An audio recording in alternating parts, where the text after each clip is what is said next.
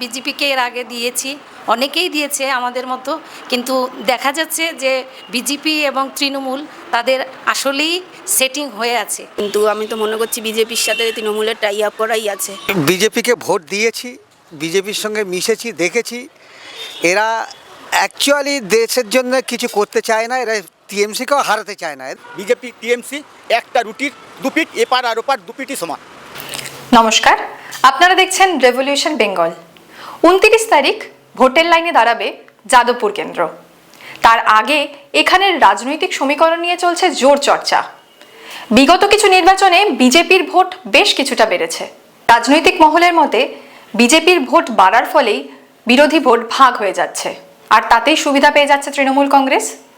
যাদবপুরের নির্বাচনে বিজেপি কতটা ফ্যাক্টর হবে এইবার, চলুন দেখে নিই এখানকার বাসিন্দারা কি বলে। আমি বিজেপিকে ভোট দিয়েছি, বিজেপির সঙ্গে মিশেছি, দেখেছি এরা অ্যাকচুয়ালি দেশের জন্য কিছু করতে চায় না, এরা টিএমসিকেও হারাতে চায় না। এদের সব গট আপ গেম। এরা প্রতি বছরে একটা করে নাটক করে, এই এনআরসি, এই এসআইআর এই নাটক করে বিজেপিকে যাতে লোক ভোট না দেয়, যাতে টিএমসি এখান থেকে না সরে, তার ব্যবস্থা ওরা প্রতি বছরে একটা করে অজুহাত রেখে দেয়। আপনারা কেউ বিজেপিকে ভোট দেবেন না। এবারে আমরা ঠিক করেছি যে সিপিএম ছাড়া এদেরকে কেউ দেশ থেকে তাড়াতে পারবে না। তাই আমরা ঠিক করেছি যে এবারে বিকাশ রঞ্জন ভট্টাচার্যকে যাদবপুর থেকে জেতাবো। আগের বছর তো বিজেপিকে ভোট দিয়েছি, নিজেও দিয়েছি, অনেক আমার মতন সাধারণ মানুষ অনেকেই দিয়েছে। কিন্তু আমি তো মনে করছি বিজেপির সাথে তৃণমূলের টাই আপ করাই আছে। দেশে কোনো রকম সুরাহা তো কিছু পাচ্ছি না, ওদের সাথে সেটিং করাই আছে সব কিছু, মনে যা হচ্ছে সাধারণ মানুষ হিসেবে। তো এবছর তো সিপিএমকেই দেওয়ার ইচ্ছে আছে। ভোটটা দিয়ে দেখি, আমার মনে হচ্ছে তৃণমূলকে সরাতে বা দেশকে নতুন করে এগোতে সিপিএমই এগোতে পারবে আমাদেরকে নিয়ে, সাধারণ মানুষের কথা চিন্তা করে।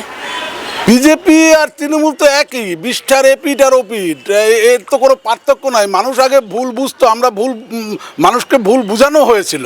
কিন্তু আসলে তো আমরা দেখলাম যে সাপোজ আপনি ধরেন এইখানকার যে প্রার্থী, কি তৃণমূলের প্রার্থী দেবব্রত মজুমদার, উনি নমিনেশন পেয়েই উনি চলে গেলেন আরএসএসের অফিসে, সেখান থেকে উনি আশীর্বাদ পুষ্ট হলেন। এ কি বলে, এর অর্থ কি?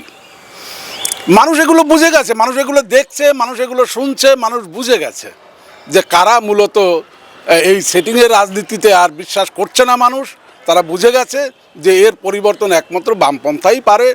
আমরা বিজেপিকে এর আগে দিয়েছি, অনেকেই দিয়েছে আমাদের মতো, কিন্তু দেখা যাচ্ছে যে বিজেপি এবং তৃণমূল তাদের আসলেই সেটিং হয়ে আছে।